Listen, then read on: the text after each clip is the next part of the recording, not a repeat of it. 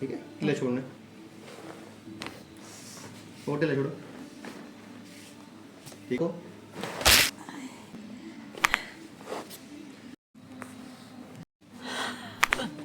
फिर तो छोड़ो, छोड़ो, फिर तो छोड़ो,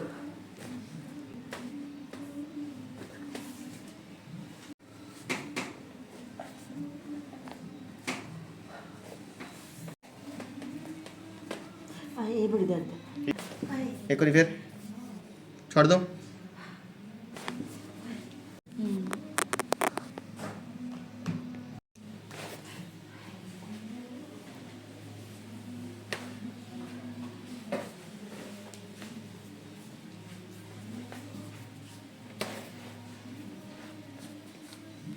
ठीक है,